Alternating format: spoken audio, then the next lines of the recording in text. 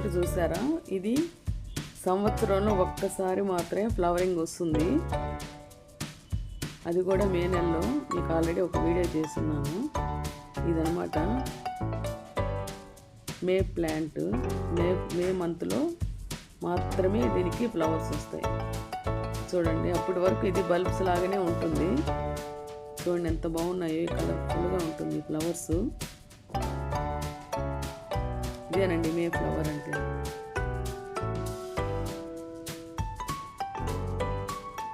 చూస్తున్నారు కదా, ఇంకొక మగ్గు కూడా ఉంది, అది రేపటికి ఇచ్చుకుంటుంది. సంవత్సరం అంతా ఇది మనకు కనపడదు అసలు. జస్ట్ పెద్ద బల్బులో నుంచి గడ్డి మొక్కల్లాగా కనపడుతుంది.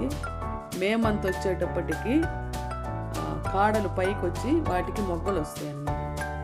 ఈ ఫ్లవర్స్ ఎలా ఉంటుందంటే మంచి ఏమంటారు, ఆ కలర్ అసలు సింధూరం కలర్ అన్నమాట. సింధూరం కలర్లో ఉంటాయి. చాలా అట్రాక్టివ్గా ఉంటుంది ఫ్లవర్. ఆ మే నెలలో వస్తుంది కాబట్టి ఈ ఫ్లవర్కి మే ఫ్లవర్ అని అంటారు.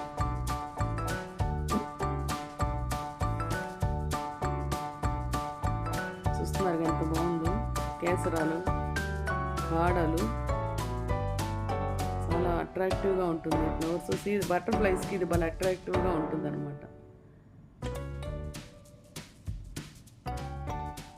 అది ఎప్పుడైతే ఫ్లవర్ వస్తుందో అప్పుడే కాడ పైకి కనపడుతుంది. అప్పటి వరకు ఆ కాడ అనేది మనకి పైకి కనపడదు.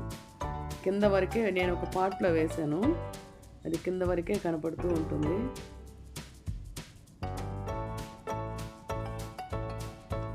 ఇది చాలా ఏళ్ల నుంచి ఉందండి. ఇది ఆ బల్బ్స్ మనం తీసి ఇంకొక పాట్లో నాటినట్టయితే అక్కడ కూడా ఆ బల్బ్స్ పెట్టుకుంటూ వచ్చి మనకి ఫ్లవర్స్ అనేది వస్తుంది అన్నమాట.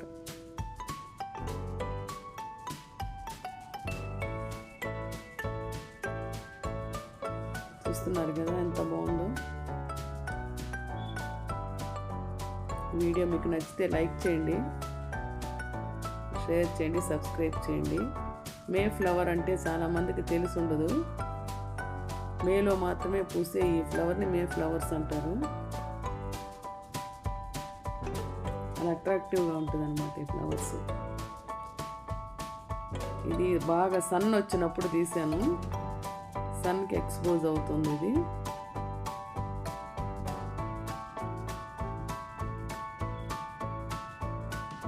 ఇది ఆ ఫ్లవర్ అనేది ఒక 1 వీక్ ఉంటుందండి. ఆ ఫ్లవర్ అలాగే ఉంటుంది. 1 వీక్ తర్వాత డ్రై అయిపోతుంది. చూసారు కదా ఇక్కడ, 1 వీక్ 10 డేస్ తర్వాత అది డ్రై అయిపోతుంది. అక్కడి నుంచి వేరే ఫ్లవర్ అనేది వస్తుంది అన్నమాట. ఇదండి ఈ మే ఫ్లవరు. బల్బ్స్తో ఇది మనం ప్రాపగాండా చేసుకోవచ్చు. చాలా అట్రాక్టివ్గా ఉంటుంది. నేల మీద అయితే ఇంకా బాగా ఫుల్గా వచ్చేస్తుంది అన్నమాట. ఇది వీడియో నచ్చితే లైక్ చేయండి.